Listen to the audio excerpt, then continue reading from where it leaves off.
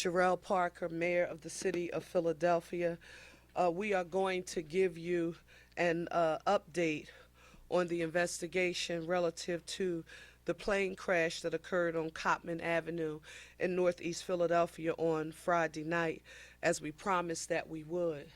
Some of the information that you are going to hear is repetitive.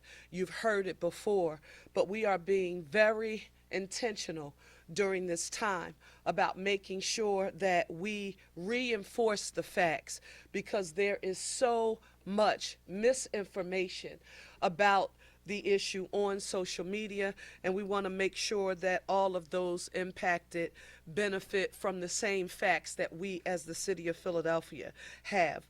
First and foremost, this remains an ongoing investigation. The situation is fluid and it is active. Our Philadelphia Police Department, our Fire Department, Office of Emergency Management, first responders, along with our local, state, and federal partners, are continuing to work literally around the clock at the crash site. The National Transportation Safety Board, the NTSB, they have been with us and have been on site since Friday. However, I want to note for the record that their full team is active here, and that includes NTSB Chair Jennifer Homendy, and Ralph Hicks has been here with us on the ground. We want to say a huge thank you to each of them for their partnership and the work that they are doing. A deep gratitude as it relates to their participation. As of this morning, I do want to provide you with an update on the casualties and injuries that have suffered as a result of the crash. We noted yesterday and confirmed that there were 6 people on board the plane that crashed on Cottman Avenue. We mentioned the pediatric patient, their mother, and a 4-person flight crew. And yes, that did include a doctor and a paramedic. You have heard the details. It was a medical transport plane that took off from our Northeast Philadelphia Airport, and it was only airborne for a very short period of time before something went terribly wrong and it crashed. The aircraft, a Learjet 55, was en route to Missouri, and that is according to data we received from our Federal Aviation Administration. I want to state for the record that our city continues to mourn their loss, and they are in our thoughts and prayers. We have also previously noted, and they continue to be here on site with us, providing as much support as possible during this time. We noted that all 6 of the individuals who perished on the plane were Mexican citizens, and that the Mexican consulate, they continue to be here with us. Consul General Carlos Obrador, Consul General, thank you again so very much. And for, again, the way information is being distributed, some people have noted who they have affirmed the names of the individuals whose lives were lost on social media. But thanks to our partnership and working with the Consul General and the Mexican consulate, and out of respect for them, we will not be sharing that information until the Mexican consulate has deemed it appropriate. We can also confirm that there was at least one other person who perished, and that was the individual I referenced who was in the car, and there were additional victims who were injured, and they are being treated. We talked about it, nearby hospitals, but that number has now increased to 22. 5 of the victims remain hospitalized currently, and 3 of them are in critical condition. We have not, out of respect for their families and their loved ones, shared the names of any of those who have been impacted. Please continue to lift them, their families, and loved ones up in prayer, and our city stands with them and every victim of this tragedy. The investigators who are at the site, they are poring over every bit of material that has been available. They are going to provide very specific updates as soon as possible. Yesterday, many of you may have witnessed the presser that was hosted by the NTSB. We want you to follow them on Twitter or X or whatever you reference it as for subsequent updates. That is the method of communication that they use to make announcements. And again, we are working and collaborating with them as closely as possible.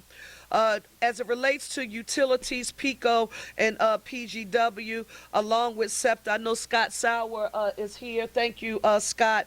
But Dominic Morales, our OEM director, he's going to give us an update on where we are with our utilities. As it relates to our schools, we have received a number of inquiries from parents about what will happen with our public schools tomorrow. Our school district has affirmed that there will be no school closures in the city of Philadelphia tomorrow. Students and staff will receive a note, and if there are any delays that are due to the incident, they will be excused. But there will be no school closures in the city of Philadelphia. And thus far, we have learned that no charter schools have been impacted by this issue. Local, state, and federal partners continue to work together. You heard me mention NTSB, the FAA, the Office of our Governor Josh Shapiro, Pennsylvania State Police, Pennsylvania Emergency Management, Department of Environmental Protection, our Police and Fire, OEM, our Managing Director's Office, the American Red Cross, School District of Philadelphia, and many other agencies and officials. All of our federal officials, Senators Fetterman, McCormick, all of our congressional delegation, Evans, Boyle, and Scanlon, all of our state legislators who are present. I think Dylan is around here, along with Doherty, the state rep, council member Driscoll, and state senator Picozzi, and Commissioner Dealey. Everyone is standing up together in this crisis. Further information about a meeting. Someone said, when are you going to gather in person Philadelphians who need to get real-time updates and have their questions answered by departments across the city of Philadelphia?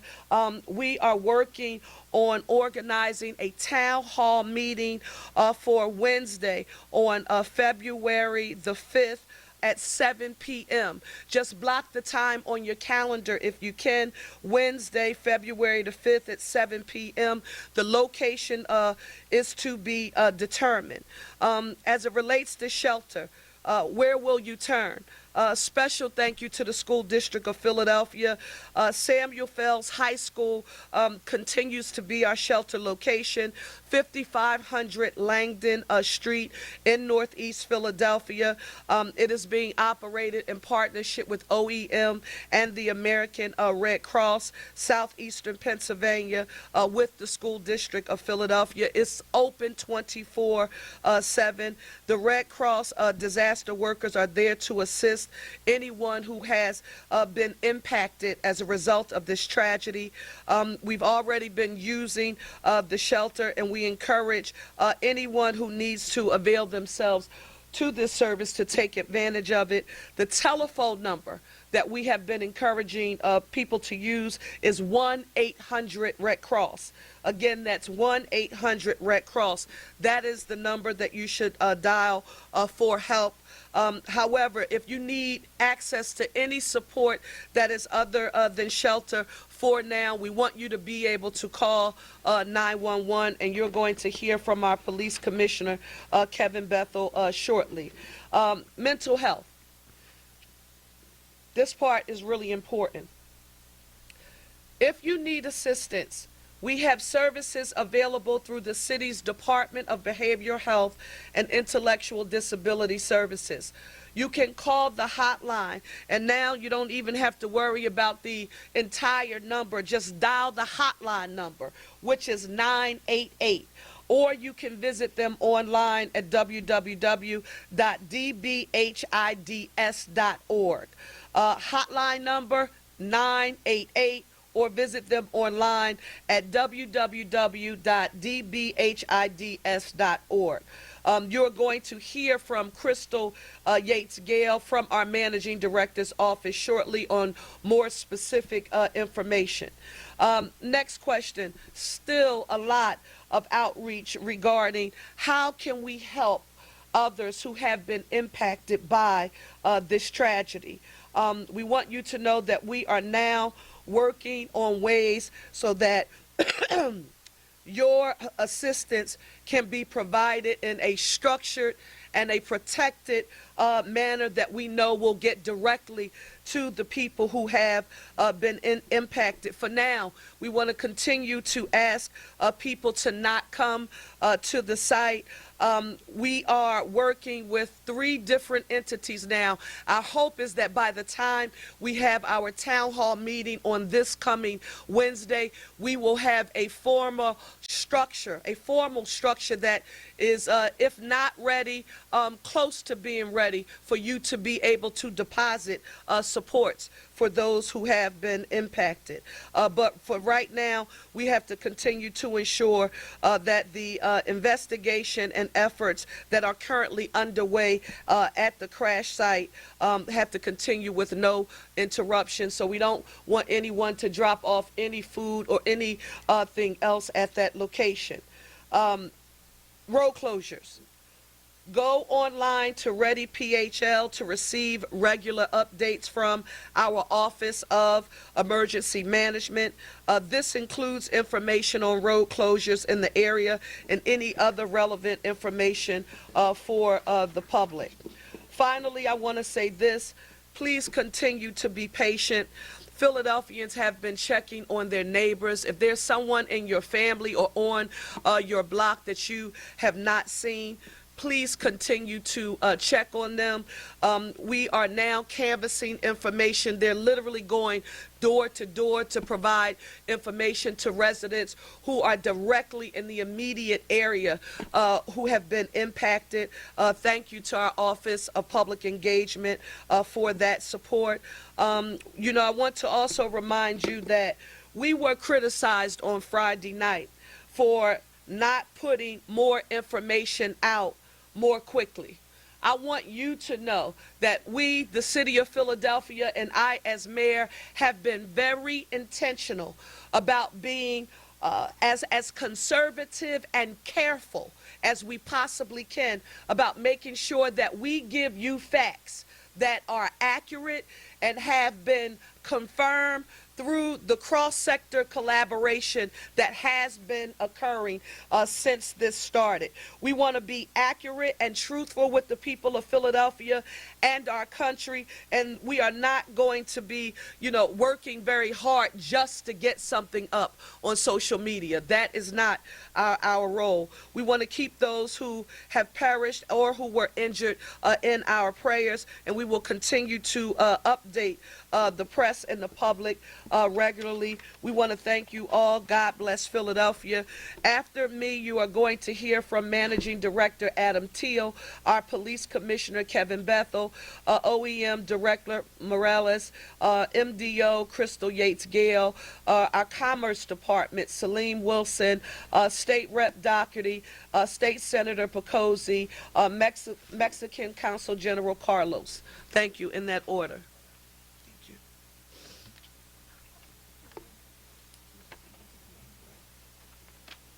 I want to reinforce that with Mayor Parker's leadership and her example of interagency, intergovernmental collaboration, we still have literally hundreds of people, hundreds of incredibly dedicated staff who are working at the incident scene, the large incident scene, all around that scene, here in our Emergency Operations Center, which has been activated since Friday night and activated for other events since well before that. These folks represent almost 30 different agencies and partner organizations, local, state, federal, not for profit. So this is a major operation. I can tell you these folks, the folks we have working at all those different levels of government, are hands down the best in the business. They have the experience, the expertise to do this work. We are, again, with the mayor's leadership, we are using all the resources that we have. We are getting all the resources that we need to move this incident forward as we go into the recovery phase now, what is going to be a long-term recovery, to move forward as quickly as possible. And we have to do this right. The outcome of the investigation matters. It matters to the people, to the families that are affected, who were affected by this. It matters for safety going forward for all of us. So we are being very deliberate in our actions, and we need patience. I can tell you these folks are working 24/7. We're very happy with the level of progress and the trajectory going forward. We are still days away from getting to that next point, and potentially weeks before we have the answers. We in the NTSB have the answers to some of the questions that you all might have.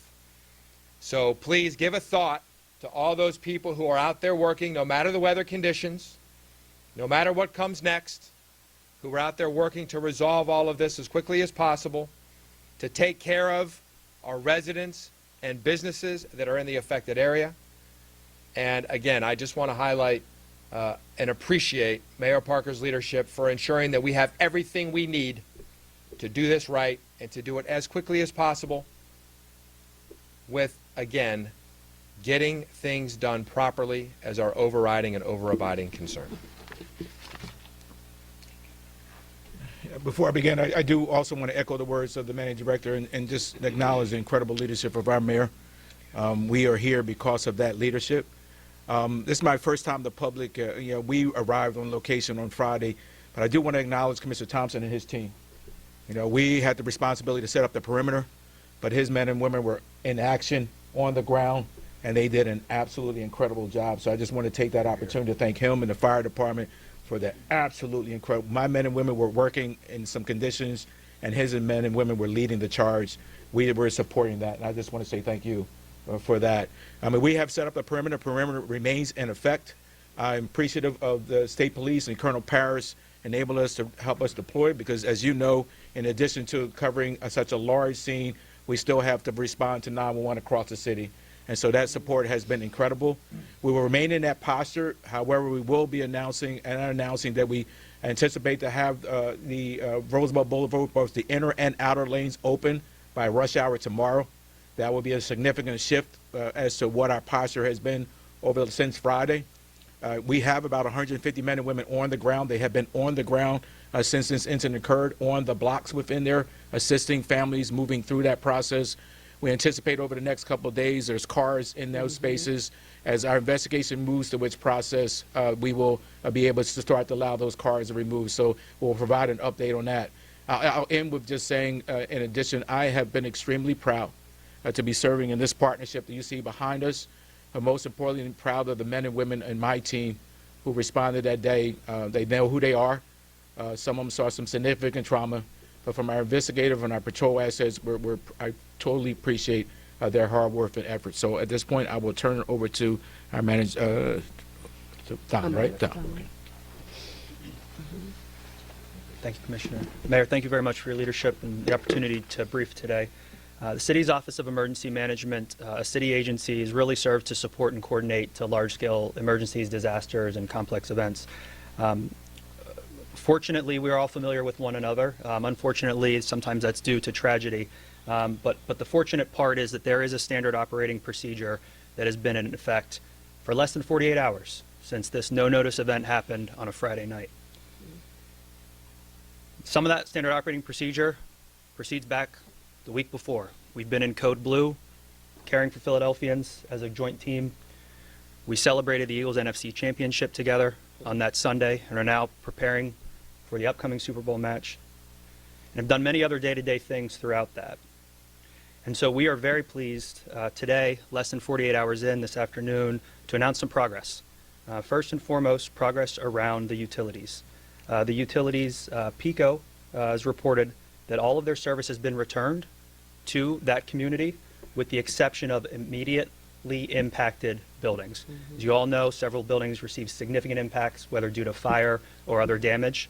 All but those immediately impacted buildings have been returned. PGW reports the same. All service has been returned to that community with the exception of those immediately impacted buildings. Throughout this event, the Philadelphia Water Department did not experience any reported service disruption, and that remains the same today. And from the city street standpoint, the plan is to assess the full extent of damage once the investigation piece clears. What we already anticipate is that this will require some repair. It will require repair to lights, traffic signals, and to the roadway itself. This interagency piece, there are a lot of priorities. And sometimes when there are several priorities, you have to sort out which is the priority. And that hasn't been the case here. They have all been the priority from any perspective. And our job at OEM and the team that does this every year, every day for the Office of Emergency Management, only with the support from our partners, has been working to sequence that work with folks that we knew well before Friday and folks that we just met Friday night, Saturday, and even today as they've come from across the country to support this event. As it relates to SEPTA, there are, as we all know, detours in place. We know folks have medical appointments, folks have business they wish to do in that area. SEPTA.org is where those detours are posted. People need to plan ahead. Plan ahead for Monday, plan ahead for Tuesday, Wednesday, Thursday, at least, just to be safe right now. We hope to continue to come with more progress and more updates in this fashion, but plan ahead because this is a significant event and long-term recovery is a formal use because it is going to be long-term when we think about all the scope of things that we need to do to return to, dare I say normal, but a sense of normal now with the tragedy that's occurred. As far as ongoing updates, 2 resources I want to raise up. First, the phila.gov website. There's an ongoing blog updated in real time as things change, as information becomes available. We heard about an event scheduled for Wednesday. Those things will be posted on that running blog. To complement that, we've activated a text message service. You can text one word, Recover PHL. That's RECOVER-PHL to the number 888-777. Residents, businesses, visitors. If we have a resource to push, an update to share from a 10,000-foot view, we will use that source to text message that out to folks. And of course, the social media accounts for the city, primarily the Philadelphia Office of Emergency Management X account. The last thing I'd like to say is our sincere condolences to everyone involved from every aspect. I think we've learned a lot of ways that this has touched folks directly and indirectly, and we will continue to try to learn that over a long period of time. And to that extent, I'd like to introduce Deputy Managing Director Crystal Yates Gale for Health and Human Services. Hello, everybody. My name is Crystal Yates Gale. I'm the Deputy Managing Director of Health and Human Services. We know this incident is causing trauma for many people across our city. People are thinking, what if? What if I had been there? When there's a traumatic incident that impacts the community at large, we can expect the need for behavioral and mental health services to begin soon after, excuse me, and to increase as time progresses. The fire department's AR3, it's an alternative response unit, which is a combined EMS and Department of Behavioral Health and Intellectual Disability Services resource, is available and has been present for the community's immediate need. The Department of Behavioral Health and Intellectual and Disability Services, other partners to include Network of Neighbors and Friends Hospital, which are nearby resources that can provide additional help in the short, medium, and long term. People can call, as the mayor said, 988. That is Philadelphia's crisis line for help. Remember, 988. They will also connect you to resources if you need them. Some signs of trauma include heart racing or skipping beats, body aches, emotional swings, outbursts of anger or rage, fear, depression, anxiety, or the feeling of no energy. If you're experiencing any of these things, do not hesitate to call 988 for help. It is also important for me to note that the Health Center number 10, located at 2230 Cotman Avenue, will be open tomorrow.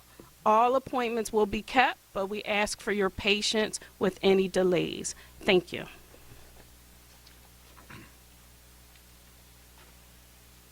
Good morning.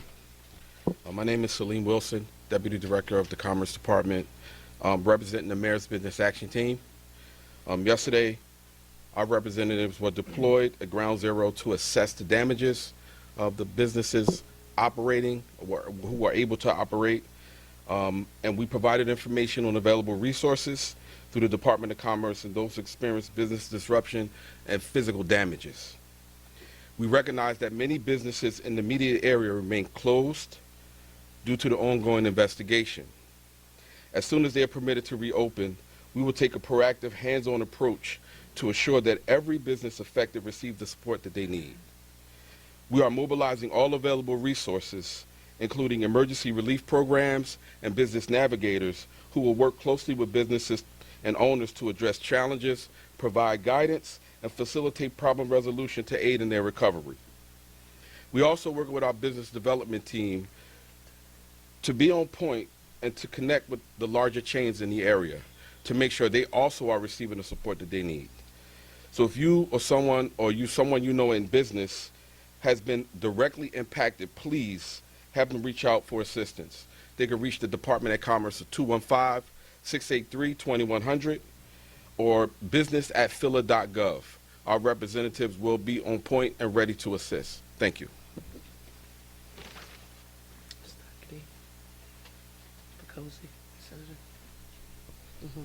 Hello, everyone. My name is Sean Doherty. I'm the state representative of the 172nd District of Northeast Philadelphia.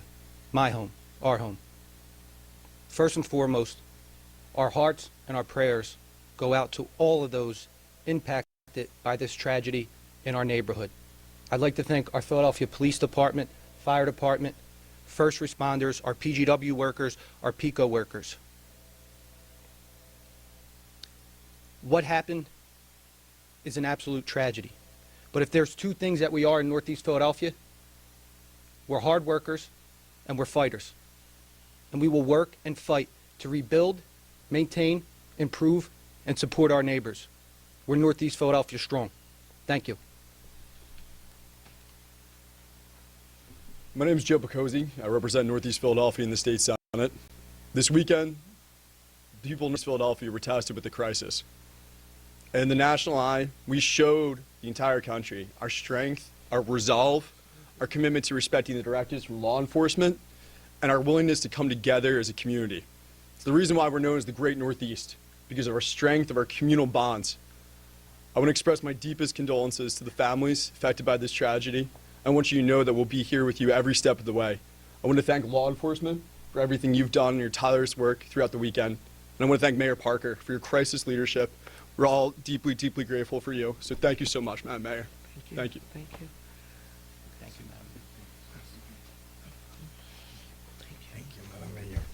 My name is Carlos Obrador. I'm the head consul of Mexico in Philadelphia.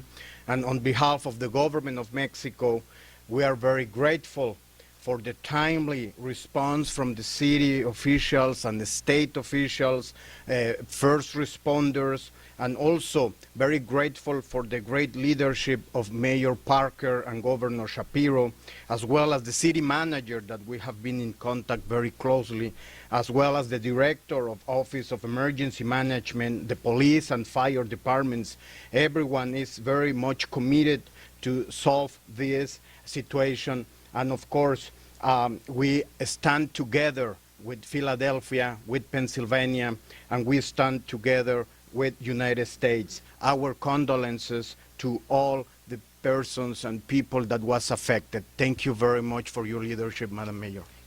Thank you.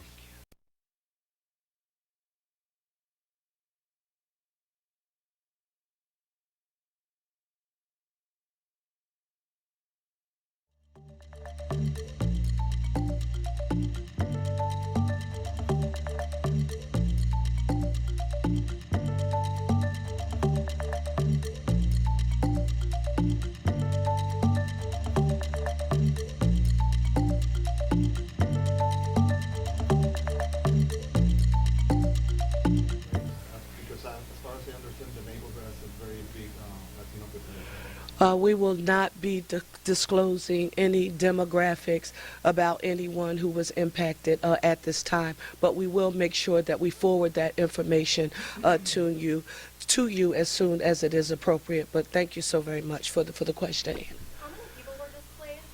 And at this time, do you have any missing persons?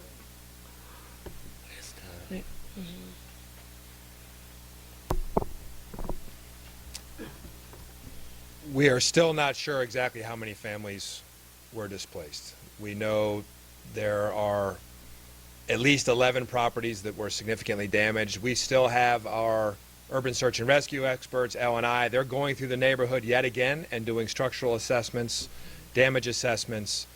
We do know at our shelter at Fells High School, we've had an average of 6 people there per night or less. So that's some indication of the need. We know that may not be the entire indication of the need. Please, again, if you are hearing this and you have been displaced, you can go to Fells High School, check in there, all those other resources that are available online, because we may not know everybody who's been affected. There may be folks who left and just haven't come back yet. They decided to go. It's still, I know it's hard to believe we are still very early in what will be a long-term incident. And to the point about the missing persons, what we reported is what we know. And as the mayor said, we are being very thoughtful and intentional and deliberate about ensuring that we're only reporting what we know and not speculating about other things. And part of that, there is still a lot of work that is being done. You've heard us talk about our joint investigation team, our forensics folks at PPD, again, best in the business, working alongside our fire marshals, federal partners who we always work with, federal partners from FBI, ATF, and others. They have a lot of processing yet to do of the scene. In fact, as you heard, we have not yet recovered everything we need to recover from the scene, all the different materials that we need to recover. So it is possible, all that to say, it is possible there are still people who were affected by this event, affected by that crash that we don't know about.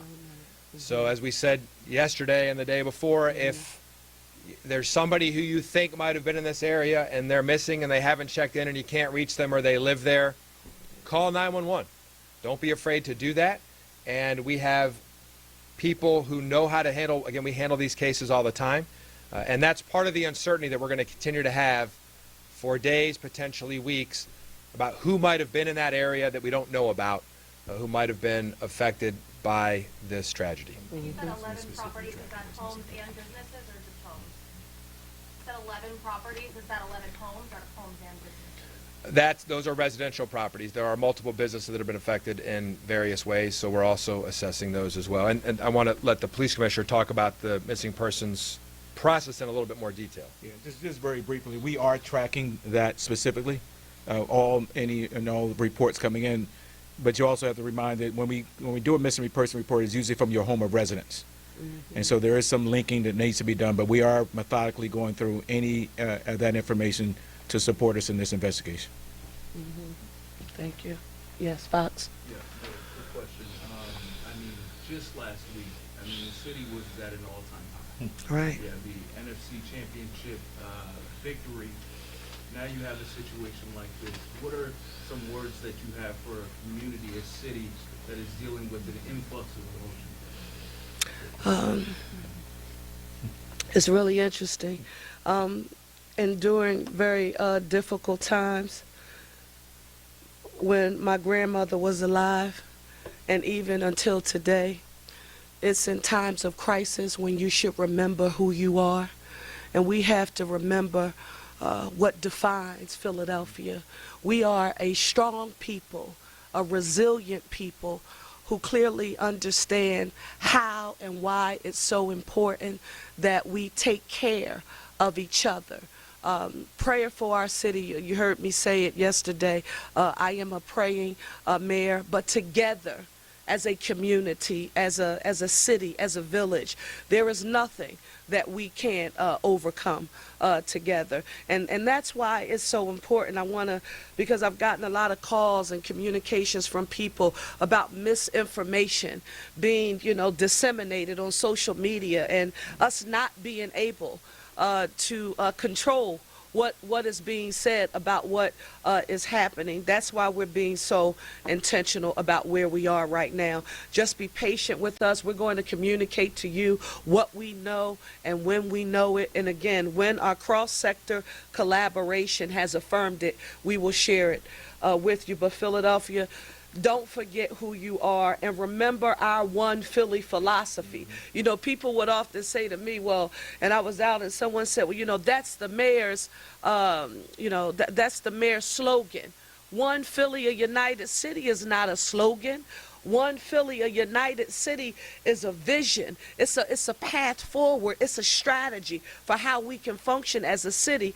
And you've seen it at work here since this crisis unfolded. And we will get through this moment. One last question. Eva? For the town hall on Wednesday, Yes. obviously we're talking about an opportunity to have some of those formal channels to offer Yes, support, yes. which people will likely want to take advantage of. Yes. What other questions are you anticipating, or what other kind of resources, services are you hoping to provide to community members on that day? Well, the great thing is that you heard Deputy Managing Director Crystal speak about the mental and behavioral health services and supports. That is extremely important. We also have to talk about the businesses who were impacted. For example, when we talk about securing the perimeter, when we talk about traffic to and fro on the boulevard and Cottman Avenue, when we talk about those businesses in the mall that are closed, it's not just those business owners, it's the employees who work there. It's direct impacts and indirect impacts. And so the Commerce Department, all of the state resources. I mean, right now, this is an emergency here, a tragedy here in the city of Philadelphia, and we have to quantify it to see, if any additional resources are needed to help us at this moment. Our finance department and budget offices, they're now working on trying to calculate the fiscal impact this has had to Philadelphia's budget. I mean, when those businesses aren't doing business, taxes aren't collected. So how is this going to impact the budget moving forward? So we're all of those questions. Parents, making sure if anyone has witnessed it. I mean, there were some very dramatic visuals that before my child would see it on social media, I would have loved to have been able to explain to him that what you are about to witness, yes, it actually happened, but to give it some context. And some parents didn't have that luxury. Their children were just on social media, and they're saying, hey, Mom, hey, Dad, look, did you see this? So all of those things. And then any residents who've had any challenges they should not have, since we've had door-to-door, block-to-block canvassing, but anyone who is in need of any kind of assistance from the local, state, or federal level, once we give them the date and the time for the town hall meeting, we want them to come with any questions that they may have. Thank you all so much for your time, and we'll be back in touch. Sawyer? Sir, how difficult was this? Thompson. That's a Wayback Machine. How difficult was this fire to Commish. cover? You had apparently jet fuel and multiple people and dwellings all over the place. You had the necessary personnel, and how difficult was it for your men your teams to get around to where they need to go, the crowd and everything? This was a challenging fire for the Philadelphia Fire Department. We are one of the best fire departments in the country. But this incident isn't something that most fire departments see. So it took a lot of resources, some out-of-the-box thinking. We had to really wrap our arms around what was going on, and then we relied on our professionalism, and we relied on our partners throughout the city, our colleagues from the police department and others to get us through this. So yes, it was challenging, but we do have the resources to address almost any sort of incident that happens within the city. So thank you for that question. Thanks, everybody. Thank you all. Listen, I want to say a special thank you before they depart to State Senator Pecosi, to State Representative Doherty. Councilmember Driscoll could not be here, but I want you to know as we move forward and we're advocating for the interests long-term here in the city of Philadelphia, what you all have demonstrated during this time, it is something that our city will never forget, and I just wanted to publicly say thank you to each of you. Thank you, Madam Mayor.